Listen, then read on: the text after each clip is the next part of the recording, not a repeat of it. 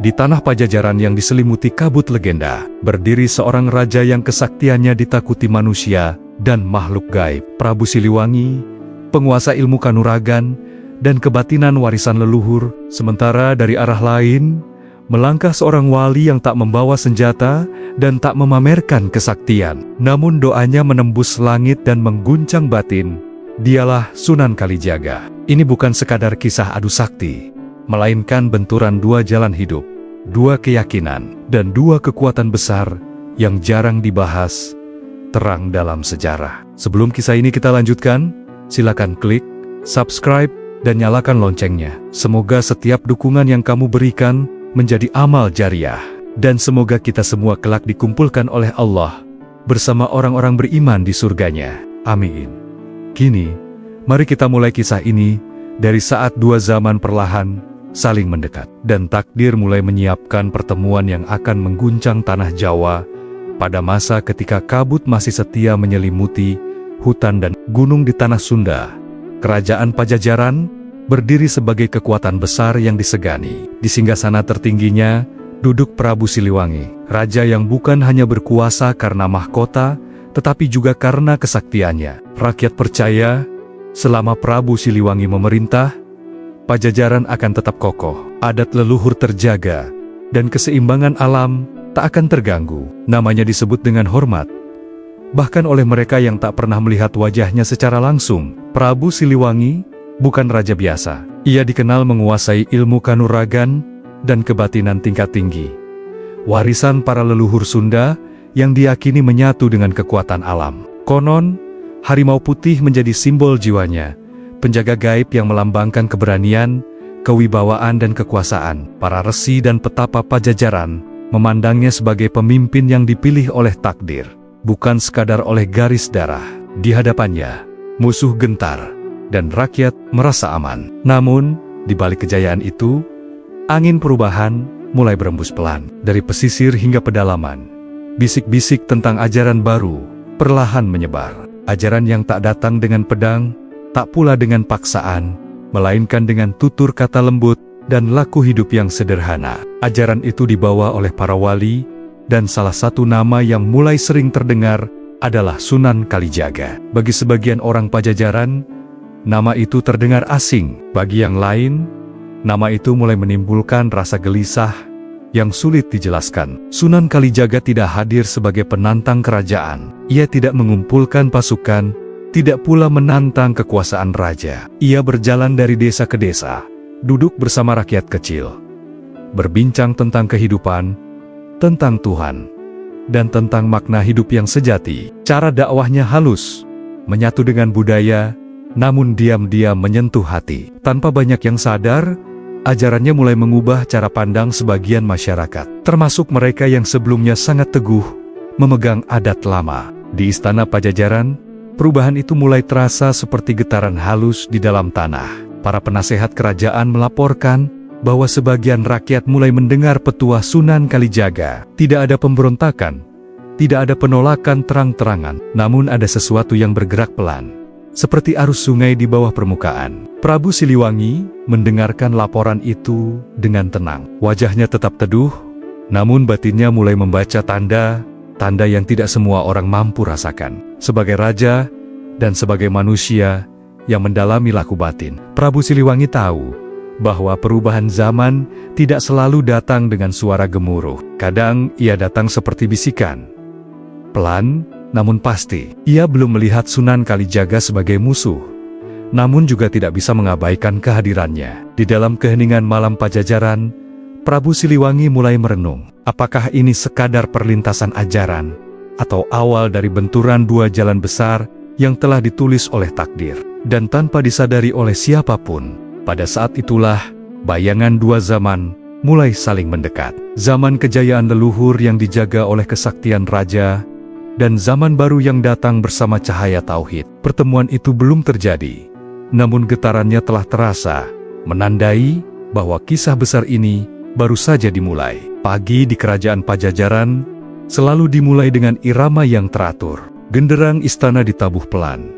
Para abdi berjalan dengan langkah tertib, dan rakyat menyapa hari dengan keyakinan bahwa rajanya masih menjaga keseimbangan negeri. Di tengah ketenangan itu, Prabu Siliwangi duduk di balairung, memandang halaman istana dengan sorot mata yang dalam. Tubuhnya tegap, auranya kuat, seolah menyatu dengan dinding batu dan tanah yang dipijaknya. Bagi Pajajaran, ia bukan sekadar raja, ia adalah penjaga zaman. Kesaktian Prabu Siliwangi tidak hanya lahir dari latihan fisik dan ilmu kanuragan. Sejak muda, ia menempuh laku batin yang berat, bertapa di hutan, bersemedi di gunung, dan menyelaraskan diri dengan alam. Dari laku itulah lahir kekuatan yang membuat namanya disegani. Harimau putih menjadi simbol yang melekat padanya, bukan sebagai dongeng kosong, melainkan lambang jiwa kepemimpinan yang tegas dan berwibawa. Para prajurit percaya, selama sang raja teguh, Pajajaran tak akan runtuh.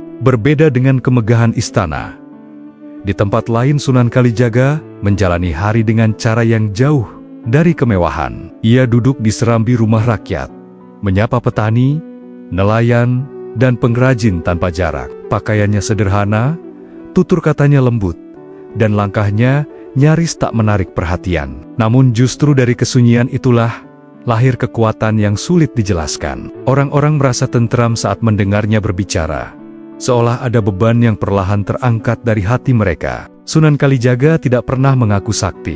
Ia tidak memperlihatkan karomah atau keajaiban di hadapan orang banyak. Ia lebih sering bercerita tentang kehidupan, tentang kejujuran, tentang Tuhan yang Maha Esa. Di sela cerita itu, ajaran Islam mengalir tanpa paksaan. Bagi banyak orang, cara itu terasa asing, namun sekaligus menenangkan. Tanpa disadari, benih perubahan mulai tumbuh di hati mereka yang mendengarnya. Kabar tentang wali sunyi itu akhirnya sampai ke telinga para bangsawan Pajajaran. Sebagian memandang rendah, menganggapnya tak lebih dari pengembara biasa. Namun sebagian lain merasa resah. Mereka tahu, pengaruh yang tumbuh tanpa perlawanan justru lebih berbahaya daripada ancaman terbuka. Laporan demi laporan disampaikan kepada Prabu Siliwangi. Sang raja mendengarkan semuanya tanpa emosi, namun batinnya bekerja lebih tajam dari kata-kata. Di antara kesaktian raja dan kebijaksanaan wali, terhampar dua jalan yang berbeda. Prabu Siliwangi menjaga adat dan keseimbangan dengan kekuatan leluhur. Sunan Kalijaga menuntun manusia menuju tauhid dengan kelembutan dan kesabaran. Keduanya sama-sama kuat,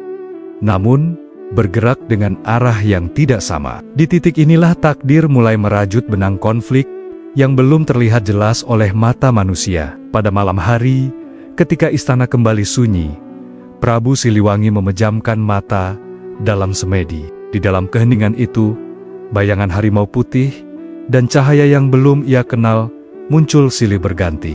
Ia belum memahami maknanya, namun satu hal ia rasakan dengan jelas, kehadiran Sunan Kalijaga bukanlah kebetulan. Dan jauh di luar istana, tanpa mengetahui gelombang batin sang raja, Sunan Kalijaga terus melangkah tenang, seolah yakin bahwa pertemuan besar itu hanya tinggal menunggu waktu.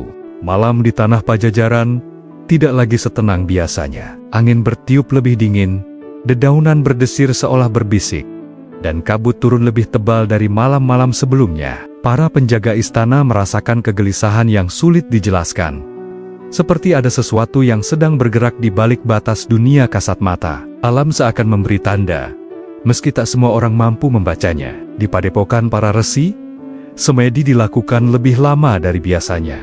Dalam keheningan, beberapa di antara mereka melihat penglihatan yang sama. Bayangan harimau putih berdiri berhadapan dengan cahaya lembut yang tak menyilaukan, namun terasa sangat kuat. Ketika penglihatan itu lenyap, dada mereka terasa sesak. Mereka tahu, ini bukan mimpi biasa, melainkan isyarat akan perubahan besar yang akan mengguncang Pajajaran. Kabar tentang pertanda aneh itu segera sampai ke istana. Prabu Siliwangi memanggil para penasehat spiritual dan resi kerajaan. Mereka menyampaikan apa yang mereka rasakan dengan bahasa yang hati-hati dan penuh penghormatan. Sang raja mendengarkan tanpa menyela. Wajahnya tetap tenang, namun sorot matanya menunjukkan bahwa ia memahami lebih dari yang diucapkan. Ia tahu, alam tidak pernah berbicara tanpa alasan. Di sisi lain, di desa-desa sekitar Pajajaran, rakyat kecil juga merasakan hal serupa. Beberapa bermimpi tentang pertemuan dua sosok besar. Sebagian melihat tanda di langit, sebagian lagi hanya merasakan kegelisahan tanpa sebab yang jelas. Anehnya, di tengah kegelisahan itu, kehadiran Sunan Kalijaga justru membawa ketentraman. Dimanapun ia singgah, suasana hati orang-orang menjadi lebih ringan. Seolah ada keseimbangan baru yang mulai terbentuk. Sunan Kalijaga sendiri menyadari bahwa gelombang batin sedang berubah. Dalam doanya, ia merasakan bahwa langkah-langkah kecil yang ia tempuh kini mulai menyentuh pusat kekuasaan. Namun, ia tidak tergesa. Ia percaya segala sesuatu memiliki waktunya sendiri. Ia memilih tetap berjalan perlahan, berbicara dengan bahasa yang dipahami rakyat, tanpa niat menantang siapapun. Kembali di istana, Prabu Siliwangi memilih menyendiri. Ia masuk ke ruang semedi yang jarang didatangi siapapun. Di sana, ia menyelaraskan napas dan batin, mencoba membaca pesan yang disampaikan alam. Dalam keheningan itu, ia merasakan getaran yang berbeda dari biasanya. Bukan ancaman, bukan pula ketakutan, melainkan sebuah panggilan untuk menghadapi sesuatu yang belum pernah ia hadapi sebelumnya. Sebagai raja, Prabu Siliwangi terbiasa menghadapi musuh dengan kekuatan, namun sebagai manusia yang menempuh laku batin, ia sadar bahwa tidak semua ujian bisa diselesaikan dengan kesaktian. Pertanda-pertanda ini seolah mengingatkannya bahwa ada kekuatan lain yang bekerja, kekuatan yang tidak berasal dari leluhur, melainkan dari sumber yang lebih tinggi. Malam semakin larut, dan Pajajaran tenggelam dalam keheningan yang berat. Tak ada pertempuran, tak ada suara senjata. Namun, ketegangan terasa di setiap sudut negeri. Alam, manusia, dan takdir seakan bergerak menuju satu titik yang sama. Pertemuan itu belum terjadi, namun pertandanya sudah jelas. Sesuatu yang besar akan segera menguji Prabu Siliwangi dan Sunan Kalijaga, bukan hanya sebagai tokoh besar, tetapi sebagai manusia yang harus memilih jalan hidupnya masing-masing. Pagi itu, suasana istana Pajajaran terasa berbeda. Tidak ada keributan, tidak pula kabar buruk yang datang tergesa-gesa, namun kegelisahan menggantung di udara. Para bangsawan berkumpul di balairung dengan wajah serius. Bisik-bisik pelan terdengar di antara mereka, membahas satu hal yang sama, ajaran baru yang kian hari kian menyentuh rakyat. Nama Sunan Kalijaga kembali disebut, kali ini dengan nada yang lebih berat. Sebagian bangsawan melihat perubahan ini sebagai ancaman nyata. Mereka khawatir adat leluhur yang selama ini dijaga dengan susah payah akan perlahan terkikis. Bagi mereka, Pajajaran berdiri karena kesetiaan pada tradisi, pada laku spiritual yang diwariskan turun-temurun. Jika ajaran baru dibiarkan tumbuh, mereka takut keseimbangan itu akan runtuh. Kekhawatiran itu tidak diucapkan dengan lantang, namun terasa jelas dalam sikap dan sorot mata. Di tengah perdebatan yang tak pernah benar-benar terbuka itu, Prabu Siliwangi hadir dengan langkah tenang. Suaranya tidak meninggi, sikapnya tidak menunjukkan kemarahan. Ia mendengarkan semua pendapat, baik yang bernada keras maupun yang disampaikan dengan hati-hati. Sebagai raja, ia memahami kecemasan para bangsawan. Namun, sebagai pribadi yang menempuh jalan batin, ia juga tahu bahwa ketakutan seringkali lahir dari ketidaktahuan. Prabu Siliwangi tidak segera mengambil keputusan. Ia memilih menunda, memberi ruang bagi dirinya sendiri untuk merenung lebih dalam. Dalam benaknya, terbayang kembali pertanda alam dan penglihatan para resi. Semua itu tidak berdiri sendiri. Kehadiran Sunan Kalijaga, kegelisahan rakyat, dan getaran batin yang ia rasakan seolah saling terhubung dalam satu garis takdir. Sementara itu, di luar tembok istana, kehidupan rakyat berjalan seperti biasa. Sunan Kalijaga tetap hadir di tengah mereka tanpa perubahan sikap. Ia tidak membicarakan istana, tidak pula menyinggung kekuasaan raja. Ia hanya berbicara tentang hidup yang jujur, tentang Tuhan yang Maha Esa, dan tentang manusia yang saling menghormati. Justru karena itulah, ajarannya terasa tidak mengancam, namun diam-diam menguatkan. Beberapa rakyat yang sebelumnya setia pada adat lama, mulai menemukan ketenangan baru dalam ajaran itu. Bukan berarti mereka meninggalkan budaya, namun cara pandang mereka berubah. Mereka mulai bertanya, bukan untuk melawan, tetapi untuk memahami. Perubahan kecil ini tidak terlihat berbahaya, namun bagi mereka yang terbiasa memegang kendali, perubahan sekecil apapun bisa terasa menggetarkan. Kabar tentang itu kembali masuk ke istana. Kali ini bukan hanya laporan, tetapi juga kegelisahan yang nyata. Para bangsawan mendesak agar Prabu Siliwangi mengambil sikap tegas. Namun, sang raja justru semakin berhati-hati. Ia tahu, langkah yang salah bisa menimbulkan luka yang tak mudah disembuhkan. Ia juga tahu, berhadapan dengan Sunan Kalijaga bukanlah perkara adu kekuatan semata. Pada malam hari, Prabu Siliwangi kembali menyendiri. Dalam semedinya, ia bertanya pada batinnya sendiri, apakah kegelisahan ini berasal dari ancaman luar atau justru dari ketakutan dalam dirinya untuk menghadapi perubahan? Pertanyaan itu tidak langsung terjawab.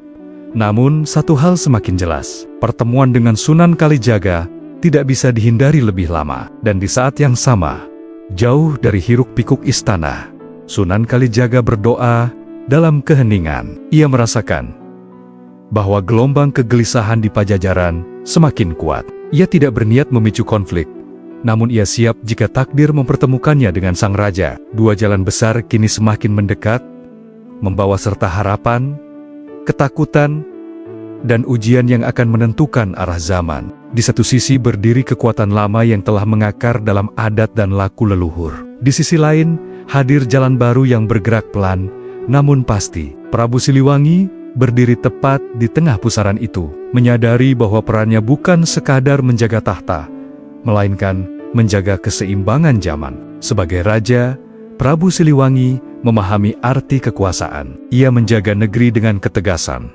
melindungi rakyat dengan kekuatan, dan mempertahankan adat dengan wibawa. Ilmu kanuragan yang ia kuasai bukan untuk pamer, melainkan sebagai simbol tanggung jawab. Setiap jurus, setiap laku batin yang ia tempuh, ditujukan agar Pajajaran tetap berdiri kokoh di bawah lindungan leluhur dan alam semesta. Namun jalan Sunan Kalijaga bergerak dengan arah yang berbeda. Ia tidak berbicara tentang kekuasaan atau kejayaan dunia. Ia berbicara tentang penghambaan, tentang hati yang tunduk pada Tuhan Yang Maha Esa. Kesaktiannya tidak ditunjukkan melalui kekuatan fisik, melainkan melalui keteguhan iman dan ketenangan jiwa. Ia mengajarkan bahwa kekuatan sejati lahir dari keikhlasan, bukan dari penguasaan ilmu semata. Perbedaan dua jalan itu mulai terlihat jelas oleh mereka yang peka. Para resi dan tokoh spiritual Pajajaran merasakannya dalam semedi mereka. Energi yang dahulu mengalir stabil, kini terasa berlapis-lapis. Seolah dua arus besar bergerak beriringan, namun tidak menyatu. Tidak ada benturan terbuka, tetapi ketegangan itu nyata, seperti dua mata angin yang saling menahan. Prabu Siliwangi merenungkan semua itu dengan hati yang berat. Ia tidak menolak ajaran Sunan Kalijaga. Namun, ia juga tidak bisa begitu saja melepaskan tanggung jawabnya sebagai penjaga adat leluhur. Di dalam dirinya, muncul pertanyaan yang belum pernah ia hadapi sebelumnya. Apakah kekuatan yang ia pegang selama ini cukup untuk menghadapi perubahan zaman? Atau justru menjadi penghalang bagi kebenaran yang lebih tinggi? Di luar istana, Sunan Kalijaga merasakan getaran batin yang sama. Ia tahu, langkahnya telah memasuki wilayah yang sensitif. Namun ia tidak gentar. Ia percaya bahwa kebenaran tidak perlu dipaksakan. Jika waktunya tiba, pertemuan dengan Prabu Siliwangi akan terjadi dengan sendirinya, bukan sebagai pertarungan, melainkan sebagai ujian kejujuran batin. Rakyat kecil menjadi saksi diam dari pergeseran ini. Mereka tidak memahami bahasa politik atau istilah spiritual yang rumit, namun mereka merasakan perbedaan dalam hati mereka sendiri. Ada yang tetap setia pada adat lama, ada pula yang mulai tertarik pada ajaran tauhid. Anehnya, sebagian besar dari mereka tidak merasa terpecah, melainkan justru belajar hidup berdampingan dengan dua pandangan itu. Malam kembali turun di Pajajaran. Prabu Siliwangi menatap langit, mencoba membaca isyarat yang tersembunyi di balik bintang-bintang. Ia menyadari bahwa dua jalan ini tidak bisa selamanya berjalan sejajar tanpa pertemuan. Cepat atau lambat, ia harus berhadapan langsung dengan Sunan Kalijaga, bukan untuk menundukkan, bukan pula untuk dikalahkan, melainkan untuk memahami. Dan dari pemahaman itulah, takdir Pajajaran akan ditentukan. Ketika dua jalan besar semakin mendekat, para tokoh spiritual Pajajaran merasa perlu memastikan satu hal. Siapakah sebenarnya Sunan Kalijaga? Dan seberapa besar pengaruh yang ia bawa? Tanpa titah resmi dari raja, beberapa resi dan pendekar batin sepakat untuk mengujinya. Bukan dengan senjata, melainkan dengan cara yang lebih halus. Cara yang hanya dipahami oleh mereka yang menempuh jalan spiritual. Sunan Kalijaga menerima kehadiran mereka dengan tenang. Tidak ada penolakan, tidak pula rasa curiga. Ia mempersilakan para tamu duduk, menyuguhkan air seadanya, dan memulai percakapan seperti sahabat lama. Sikap sederhana itu justru membuat sebagian dari mereka terkejut. Mereka datang dengan kewaspadaan, namun disambut dengan ketulusan yang sulit ditafsirkan sebagai kelemahan. Ujian pertama datang dalam bentuk dialog batin. Para resi melontarkan pertanyaan tentang asal-usul kekuatan, tentang hubungan manusia dengan alam, dan tentang makna penghambaan. Sunan Kalijaga menjawab tanpa nada menggurui. Kata-katanya mengalir tenang, namun menusuk tepat ke inti persoalan. Beberapa dari mereka mulai merasakan getaran halus di dada, seolah ada sesuatu yang disentuh tanpa terlihat. Ujian berikutnya lebih berat. Salah satu resi mencoba menguji keteguhan batin Sunan Kalijaga melalui tekanan spiritual. Energi dilepaskan, bukan untuk melukai, tetapi untuk melihat apakah sang wali akan goyah. Namun, Sunan Kalijaga tetap duduk dengan napas teratur. Wajahnya teduh, lisannya bergerak pelan dalam doa. Tekanan itu tidak memantul, tidak pula dilawan, melainkan seakan larut dalam ketenangan yang ia pancarkan. Para resi mulai saling berpandangan. Mereka terbiasa melihat kesaktian dalam bentuk ledakan energi atau pertahanan batin yang keras. Apa yang mereka saksikan kali ini berbeda. Tidak ada benturan, tidak ada perlawanan, namun justru disitulah letak kekuatannya. Sunan Kalijaga menunjukkan bahwa kesaktian tidak selalu hadir sebagai kekuatan yang menekan, melainkan sebagai ketenangan yang menenangkan. Kabar tentang ujian itu menyebar pelan, namun sampai ke telinga Prabu Siliwangi. Ia tidak terkejut, namun hatinya semakin berat. Laporan para resi tidak berisi kecaman, melainkan kekaguman yang tertahan. Mereka tidak mengatakan Sunan Kalijaga lebih kuat, tetapi mereka mengakui bahwa jalan yang ia tempuh berbeda dan mungkin lebih dalam dari yang mereka duga. Prabu Siliwangi merenungkan hal itu dalam keheningan. Ia menyadari bahwa jika para resi saja tidak mampu menggoyahkan keteguhan Sunan Kalijaga, maka pertemuan mereka kelak tidak bisa dianggap ringan. Ini bukan persoalan siapa yang lebih sakti, melainkan siapa yang paling jujur terhadap kebenaran yang ia yakini. Di sisi lain, Sunan Kalijaga menutup pertemuan itu dengan doa. Ia tidak merasa menang, tidak pula merasa diuji. Baginya, semua itu adalah bagian dari perjalanan. Ia sadar bahwa ujian sejati belum datang. Ujian itu adalah pertemuannya dengan Prabu Siliwangi, seorang raja besar yang memegang kekuasaan dan kesaktian, sekaligus memikul beban zaman. Malam itu, Pajajaran kembali sunyi. Namun di balik kesunyian itu, dua kekuatan besar semakin mendekat. Ujian tanpa pedang telah dilalui, dan hasilnya jelas. Pertemuan besar kini bukan lagi sekadar kemungkinan, melainkan kepastian yang tinggal menunggu waktu. Setelah ujian tanpa pedang itu berlalu, suasana batin Pajajaran berubah semakin terasa. Tidak ada pengumuman resmi, tidak pula perintah dari istana. Namun semua tokoh spiritual seakan memahami satu hal yang sama. Pertemuan antara Prabu Siliwangi dan Sunan Kalijaga sudah terlalu dekat untuk dihindari. Udara terasa lebih berat, malam terasa lebih sunyi, seolah alam sedang menahan napas. Di istana, Prabu Siliwangi merasakan kegelisahan yang berbeda dari sebelumnya. Bukan ketakutan, bukan pula keraguan akan kesaktiannya. Kegelisahan itu lebih menyerupai panggilan yang datang dari kedalaman batin. Ia tahu, selama ini ia hanya mendengar tentang Sunan Kalijaga dari laporan dan cerita orang lain. Kini, waktunya hampir tiba untuk melihat dan merasakan sendiri. Para bangsawan menyadari perubahan sikap sang raja. Prabu Siliwangi menjadi lebih banyak diam, lebih sering menyendiri. Ia tidak lagi membahas ancaman atau strategi, melainkan bertanya tentang makna, tentang keseimbangan, tentang tanggung jawab seorang pemimpin di tengah perubahan zaman. Pertanyaan-pertanyaan itu membuat sebagian bangsawan terdiam, karena mereka tahu sang raja sedang bergulat dengan sesuatu yang jauh lebih besar dari urusan istana. Di luar tembok Pajajaran, Sunan Kalijaga juga merasakan getaran yang sama. Dalam doanya, Ia memahami bahwa langkahnya kini telah sampai di gerbang pertemuan besar. Ia tidak pernah menginginkan konfrontasi, namun ia juga tidak lari dari takdir. Ia percaya, jika pertemuan itu terjadi, maka itu adalah kehendak Allah, bukan hasil dorongan manusia. Menariknya, tidak ada undangan yang dikirim, tidak ada utusan yang datang membawa pesan resmi. Namun, di dalam batin keduanya,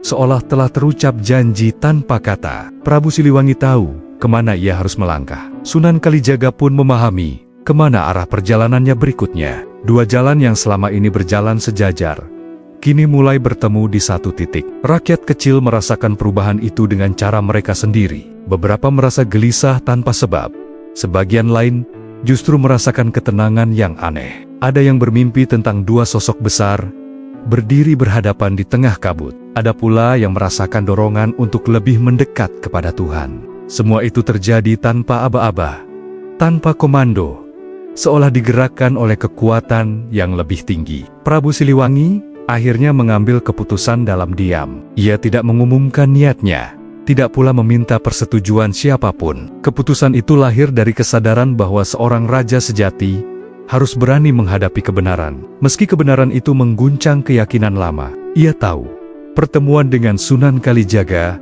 bukan tentang menang atau kalah, melainkan tentang memahami arah zaman. Sementara itu, Sunan Kalijaga bersiap dengan caranya sendiri. Ia tidak membawa bekal selain keyakinan dan doa. Ia tidak mengatur strategi, tidak pula memikirkan hasil. Baginya, jika pertemuan itu menjadi ujian, maka ia akan menjalaninya dengan penuh keikhlasan. Ia percaya bahwa kebenaran akan menemukan jalannya sendiri.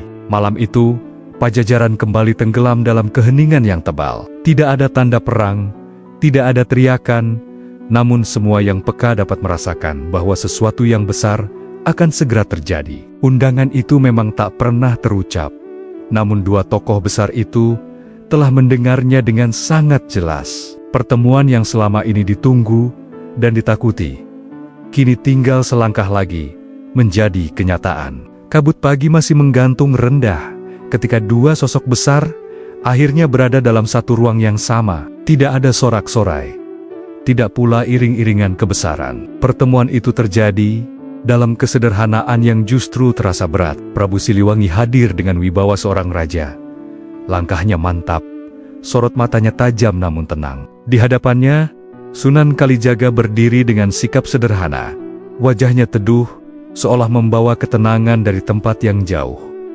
Sejenak, tidak ada kata yang terucap, hanya keheningan yang berbicara. Para resi dan tokoh spiritual yang menyaksikan dari kejauhan, merasakan getaran halus di udara. Dua kekuatan besar sedang saling mengenali, bukan dengan mata, melainkan dengan batin. Dalam diam itu, Prabu Siliwangi merasakan sesuatu yang belum pernah ia rasakan sebelumnya. Sebuah ketenangan yang tidak lahir dari penguasaan, melainkan dari kepasrahan. Prabu Siliwangi akhirnya membuka percakapan dengan suara rendah, namun tegas. Ia tidak bertanya tentang kesaktian, tidak pula menantang. Ia bertanya tentang tujuan. Mengapa Sunan Kalijaga berjalan menyusuri Pajajaran?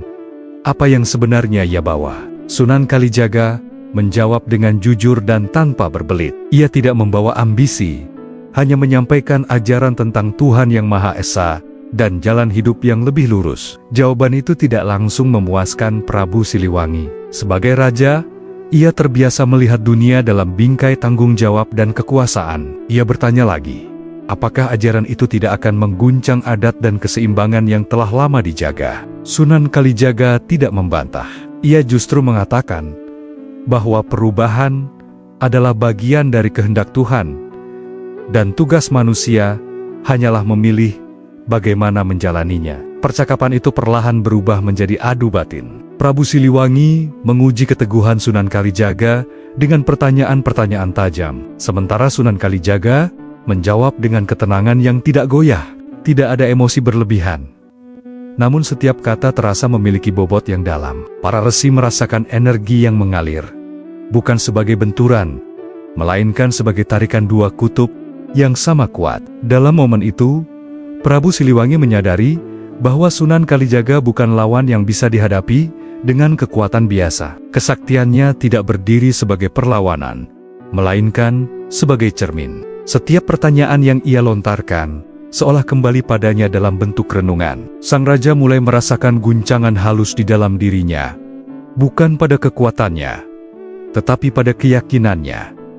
Sunan Kalijaga pun tidak sepenuhnya tenang. Ia menyadari bahwa di hadapannya berdiri seorang raja besar dengan beban yang tidak ringan. Ia tidak datang untuk mengalahkan, melainkan untuk menyampaikan. Dalam hatinya, ia berdoa agar pertemuan ini menjadi jalan kebaikan, bukan awal perpecahan. Ketika pertemuan itu berakhir, tidak ada kesimpulan yang diumumkan. Keduanya berpisah dengan sikap hormat. Namun, semua yang hadir tahu, sesuatu telah berubah. Tatap muka itu bukanlah akhir, melainkan awal dari ujian yang lebih berat. Dua legenda telah saling mengenali. Dan setelah pengenalan itu, adu sakti yang sesungguhnya tidak lagi bisa dihindari. Setelah pertemuan itu, Pajajaran tidak lagi sama. Keheningan yang tersisa bukanlah ketenangan, melainkan penantian. Para resi merasakan arus energi yang bergerak semakin kuat, seperti dua gelombang besar yang akhirnya saling mendekat. Prabu Siliwangi kembali ke istana dengan langkah mantap. Namun, batinnya penuh dengan gema percakapan yang baru saja terjadi. Kata-kata Sunan Kalijaga tidak memudar, justru semakin hidup di dalam pikirannya. Pada hari yang telah disepakati tanpa diumumkan, pertemuan lanjutan pun terjadi. Kali ini bukan sekadar dialog, alam seakan menjadi saksi. Angin bertiup lebih kencang, kabut turun perlahan, dan tanah terasa bergetar halus. Prabu Siliwangi berdiri tegak, memusatkan laku batinnya. Kesaktian leluhur mengalir dalam dirinya, kuat dan terlatih. Di hadapannya, Sunan Kalijaga berdiri dengan sikap yang sama sederhana.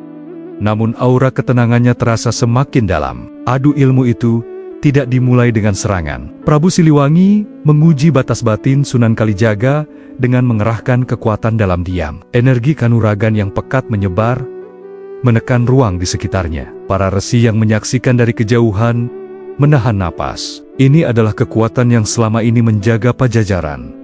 Kekuatan yang tak mudah dihadapi oleh siapapun. Namun Sunan Kalijaga tidak melawan dengan cara yang sama. Ia menutup mata, menata napas, dan melafalkan doa dalam hati. Tidak ada penolakan, tidak pula perlawanan. Tekanan yang datang seakan disambut oleh ketenangan yang lebih luas. Energi itu tidak memantul, tidak juga menembus, melainkan perlahan melebur, seperti ombak yang reda di pasir. Prabu Siliwangi merasakan keanehan itu. Untuk pertama kalinya, kekuatan yang ia lepaskan tidak menemukan sasaran untuk ditundukkan. Tidak ada benturan keras, tidak ada tanda kekalahan. Namun justru itulah yang mengguncang batinnya. Ia kembali menguatkan laku batin, menggali kekuatan terdalam yang selama ini ia jaga dengan disiplin tinggi. Udara di sekitar mereka terasa berat. Beberapa resi merasakan panas dan dingin datang bersamaan. Alam seolah tidak memihak, hanya menjadi saksi. Sunan Kalijaga tetap berdiri tenang. Wajahnya teduh, lisannya bergerak pelan dalam zikir. Ketenangan itu bukan sikap bertahan, melainkan kepasrahan penuh pada kehendak Allah. Dalam momen itu, Prabu Siliwangi mulai memahami bahwa adu ini tidak akan menghasilkan pemenang seperti yang ia kenal selama ini. Kesaktiannya tetap utuh, namun ia menyadari bahwa ada kekuatan lain yang tidak bisa diukur dengan ukuran kanuragan. Kekuatan itu tidak mengalahkan, tetapi mengajak. Adu ilmu itu perlahan mereda dengan sendirinya. Tidak ada yang jatuh, tidak ada yang terluka. Namun keheningan setelahnya terasa lebih berat dari sebelumnya. Prabu Siliwangi menarik napas panjang. Di dalam dirinya muncul perasaan yang jarang ia akui. Keguncangan batin yang tidak melemahkan, tetapi membuka ruang pertanyaan baru. Sunan Kalijaga membuka mata dan menatap sang raja dengan penuh hormat. Ia tidak berkata apa-apa. Tidak perlu. Apa yang terjadi barusan sudah cukup berbicara. Dua kesaktian telah berhadapan, bukan untuk saling meniadakan, melainkan untuk saling memperlihatkan hakikatnya masing-masing. Ketika mereka berpisah, Pajajaran kembali sunyi. Namun semua yang menyaksikan tahu, adu ilmu itu telah meninggalkan jejak yang dalam. Bukan di tanah, bukan di udara, melainkan di hati Prabu Siliwangi. Dan dari jejak itulah, ujian yang lebih berat akan segera dimulai. Setelah adu ilmu itu berakhir, Prabu Siliwangi kembali ke istana Tanpa iring-iringan, langkahnya tetap tegap, wajahnya tetap tenang. Namun di dalam dadanya terjadi gelombang yang belum pernah ia rasakan sebelumnya. Kesaktian yang selama ini menjadi sandaran hidupnya tidak goyah, tetapi keyakinannya mulai diuji. Apa yang ia hadapi bersama Sunan Kalijaga bukanlah kekalahan, melainkan sebuah cermin yang memantulkan pertanyaan tentang makna kekuatan itu sendiri. Malam itu, Prabu Siliwangi memilih menyendiri. Ia masuk ke ruang semedi yang paling dalam, tempat di mana hanya sedikit orang pernah melangkah. Di sana, ia duduk bersila, menutup mata, dan menata napas seperti yang telah ia lakukan sepanjang hidupnya. Namun kali ini berbeda. Bayangan harimau putih yang biasanya hadir dengan gagah, kini tampak berdiri dalam diam, seolah menunggu sesuatu yang belum terjawab. Dalam keheningan itu, ingatan tentang Sunan Kalijaga kembali muncul. Ketenangan wali itu, doa yang lirih, dan kepasrahan yang tidak goyah terus terulang dalam benaknya. Prabu Siliwangi bertanya pada dirinya sendiri, dari mana datangnya kekuatan yang tidak menekan, namun justru meluruhkan. Ia menyadari bahwa selama ini ia menjaga Pajajaran dengan kekuatan leluhur, namun jarang mempertanyakan kemana arah semua kekuatan itu bermuara. Sebagai raja, Prabu Siliwangi memikul tanggung jawab besar. Setiap keputusan bisa menentukan nasib ribuan orang. Selama ini, adat dan laku lama menjadi pegangan yang kokoh. Namun kini, ajaran tauhid yang dibawa Sunan Kalijaga hadir bukan sebagai ancaman, melainkan sebagai ajakan untuk melihat kekuasaan dari sudut pandang yang berbeda. Bukan tentang menguasai, tetapi tentang tunduk kepada Yang Maha Kuasa. Pergolakan batin itu membuat Prabu Siliwangi sulit menemukan ketenangan. Ia merasakan kegelisahan yang bukan berasal dari luar, melainkan dari dalam dirinya sendiri. Untuk pertama kalinya, ia menyadari bahwa kekuatan sejati bukan hanya soal kesaktian, tetapi juga keberanian untuk meragukan diri sendiri. Kesadaran itu terasa menyakitkan, namun juga membuka ruang bagi pemahaman yang lebih luas. Sementara itu, Sunan Kalijaga memilih menjauh sejenak. Ia tidak ingin kehadirannya menambah beban batin sang raja. Dalam doanya, ia memohon agar Prabu Siliwangi diberi kejernihan dalam memilih jalan hidupnya. Ia sadar, keputusan apapun yang diambil sang raja harus lahir dari kesadaran, bukan paksaan. Dakwah yang dipaksakan hanya akan melahirkan luka. Hari-hari berikutnya di Pajajaran terasa sunyi. Para bangsawan merasakan perubahan sikap sang raja. Prabu Siliwangi menjadi lebih banyak merenung, lebih jarang berbicara tentang kekuatan dan strategi. Ia mulai bertanya tentang makna hidup, tentang tujuan kekuasaan, dan tentang apa yang akan ia tinggalkan setelah dirinya tiada. Pertanyaan-pertanyaan itu mengejutkan banyak orang, karena tidak pernah sebelumnya keluar dari lisan seorang raja besar. Di dalam dirinya, Prabu Siliwangi mulai memahami bahwa pertemuannya dengan Sunan Kalijaga bukan kebetulan. Itu adalah ujian jiwa, bukan adu kesaktian. Ujian tentang apakah ia berani menghadapi perubahan zaman dengan kebijaksanaan, atau tetap bertahan pada kekuatan lama tanpa memahami arah baru yang sedang datang. Malam kembali turun, dan Prabu Siliwangi memandang langit dengan mata terbuka. Ia belum menemukan jawaban, namun satu hal mulai jelas. Apapun pilihan yang akan ia ambil, jalan hidupnya tidak akan lagi sama. Guncangan jiwa itu telah membuka pintu menuju keputusan besar. Keputusan yang akan menentukan bagaimana namanya dikenang oleh sejarah. Pajajaran memasuki masa yang paling sunyi sejak Prabu Siliwangi naik tahta. Tidak ada genderang perang, tidak ada perintah keras dari istana. Namun seluruh negeri merasakan sesuatu sedang ditahan. Keheningan itu bukan tanda kelemahan, melainkan tanda bahwa sang raja sedang menimbang keputusan yang jauh lebih berat daripada mengangkat senjata. Prabu Siliwangi memilih diam. Ia tidak memanggil Sunan Kalijaga kembali, tidak pula mengeluarkan larangan atau titah. Para bangsawan yang biasanya ramai memberi nasihat, kini hanya bisa menunggu. Diam sang raja terasa lebih tajam dari kemarahan. Semua orang tahu, ketika Prabu Siliwangi diam, berarti ia sedang berbicara dengan batinnya sendiri. Dalam kesunyian itu, Prabu Siliwangi kembali menempuh laku batin yang paling dalam. Ia mengingat seluruh perjalanan hidupnya, dari masa muda sebagai kesatria hingga menjadi raja yang disegani. Ia teringat bagaimana kekuasaan dijaga dengan kesaktian, dan bagaimana adat diwariskan dengan pengorbanan. Namun kini, semua kenangan itu berdiri berdampingan dengan satu pertanyaan yang belum terjawab. Untuk apa semua kekuatan itu, jika tidak membawa manusia lebih dekat kepada kebenaran?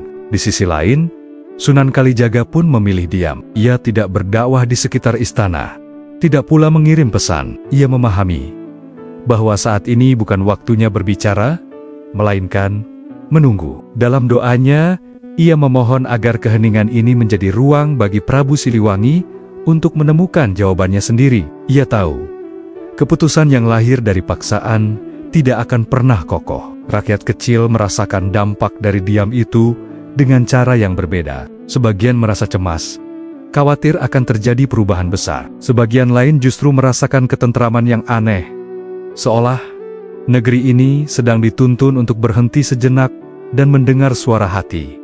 Tidak ada perpecahan, tidak pula kerusuhan. Yang ada hanyalah penantian. Para resi dan tokoh spiritual memahami makna keheningan ini. Mereka tahu, inilah titik balik yang tidak membutuhkan adu kesaktian. Tidak ada benturan energi, tidak ada ujian fisik. Yang diuji adalah keberanian untuk menerima kenyataan bahwa zaman sedang berubah. Dan setiap perubahan menuntut kebijaksanaan, bukan kekerasan. Pada suatu malam yang sunyi, Prabu Siliwangi duduk memandang api kecil di hadapannya. Dalam nyala api itu, ia melihat bayangan masa lalu dan masa depan bertemu. Ia menyadari bahwa pertarungan sejati telah selesai sejak ia berhenti melawan dengan kekuatan. Diamnya adalah pengakuan bahwa ada kebenaran yang tidak bisa ditundukkan, hanya bisa dipahami. Keesokan harinya, Prabu Siliwangi tidak mengumumkan keputusan apapun, namun sikapnya berubah. Ia tidak lagi memandang ajaran Sunan Kalijaga sebagai ancaman, melainkan sebagai bagian dari perjalanan zaman. Ia memilih untuk tidak menghalangi, namun juga tidak memaksakan dirinya untuk mengikuti. Keputusan itu sederhana, namun dampaknya besar. Diam sang raja menjadi pesan yang lebih kuat daripada perintah. Pajajaran tetap berdiri, adat tetap dihormati, dan ajaran baru tidak ditolak dengan kekerasan. Dalam keheningan itulah, keseimbangan baru mulai terbentuk. Semua orang menyadari bahwa apa yang terjadi bukanlah kekalahan atau kemenangan, melainkan sebuah peralihan. Dan di sanalah Prabu Siliwangi berdiri, bukan sebagai raja yang menang atau kalah, melainkan sebagai manusia yang telah menempuh pertarungan paling berat dalam hidupnya. Pertarungan melawan dirinya sendiri. Keputusan terakhir kini tinggal selangkah lagi untuk diambil. Keputusan yang akan menentukan bagaimana akhir kisah ini dikenang. Waktu berjalan pelan di tanah Pajajaran, seolah memberi ruang bagi sejarah untuk menuliskan akhirnya sendiri. Tidak ada pengumuman besar dari istana, tidak pula perubahan yang dipaksakan. Namun semua orang merasakan bahwa sesuatu telah bergeser. Keheningan yang dipilih Prabu Siliwangi bukanlah tanda keraguan, melainkan tanda kedewasaan seorang pemimpin yang memahami batas kekuasaan manusia. Prabu Siliwangi akhirnya menerima satu kebenaran yang tidak pernah ia tolak. Namun, baru kini ia pahami sepenuhnya. Zaman tidak bisa ditahan, dan kebenaran tidak bisa dipenjara oleh adat. Sekuat apapun adat itu dijaga. Ia tidak memusuhi ajaran tauhid yang dibawa Sunan Kalijaga. Namun ia juga tidak memaksakan dirinya untuk meninggalkan jalan leluhur. Ia memilih berdiri dengan kejujuran, setia pada jalannya, tanpa menutup pintu bagi jalan orang lain. Keputusan itu terasa sederhana, namun sesungguhnya sangat berat. Seorang raja besar memilih tidak memerangi perubahan, dan juga tidak menungganginya. Ia membiarkan rakyatnya belajar, memilih, dan tumbuh dengan kesadaran mereka sendiri. Pajajaran tetap berdiri, adat tetap dihormati, namun tidak lagi menjadi penghalang bagi cahaya baru yang datang. Di sisi lain, Sunan Kalijaga menerima keputusan itu dengan penuh lapang dada. Ia tidak datang untuk meruntuhkan kerajaan, apalagi menjatuhkan seorang raja besar. Ia datang untuk menyampaikan, bukan memaksa. Dalam batinnya, ia menghormati Prabu Siliwangi sebagai pemimpin yang berani jujur pada dirinya sendiri. Tidak semua orang mampu melakukan itu, terlebih mereka yang berada di puncak kekuasaan. Sunan Kalijaga melanjutkan perjalanannya dengan tenang. Ia tidak meninggalkan jejak pertentangan, hanya jejak kebaikan dan ajaran yang terus hidup di tengah masyarakat. Dakwahnya berjalan perlahan, menyatu dengan budaya, meresap tanpa luka. Ia memahami bahwa hidayah bukan milik manusia, melainkan kehendak Allah. Legenda tentang Prabu Siliwangi pun berkembang. Sebagian mengatakan ia memilih moksa, menyatu dengan alam dan leluhur. Sebagian lain melihatnya sebagai simbol raja yang tahu kapan harus mundur dengan terhormat. Apapun kisah yang berkembang, satu hal tidak pernah pudar. Wibawa dan kebijaksanaan Prabu Siliwangi dikenang lintas zaman. Rakyat Pajajaran belajar dari peristiwa besar itu. Mereka melihat bahwa perbedaan tidak selalu harus berujung pertumpahan darah, bahwa kesaktian sejati bukan hanya soal kekuatan, tetapi juga kemampuan menahan diri, dan bahwa iman, ketika disampaikan dengan kelembutan, mampu berjalan berdampingan dengan budaya tanpa saling menghancurkan. Dua tokoh besar itu tidak pernah benar-benar berpisah dalam sejarah. Prabu Siliwangi dan Sunan Kalijaga dikenang sebagai dua jalan besar yang pernah bertemu. Jalan leluhur dan jalan tauhid berjalan berdampingan dalam satu masa yang penuh ujian. Tidak ada pemenang, tidak ada yang dikalahkan. Yang ada hanyalah kehormatan. Dan dari kisah inilah kita belajar bahwa adu sakti terbesar bukanlah benturan tenaga, melainkan keberanian untuk memilih jalan hidup dengan kesadaran penuh. Dua jalan boleh berbeda, namun jika ditempuh dengan kejujuran dan kebijaksanaan, keduanya tetap bermuara pada satu tujuan luhur: menjaga kemanusiaan dan mengagungkan Yang Maha Kuasa.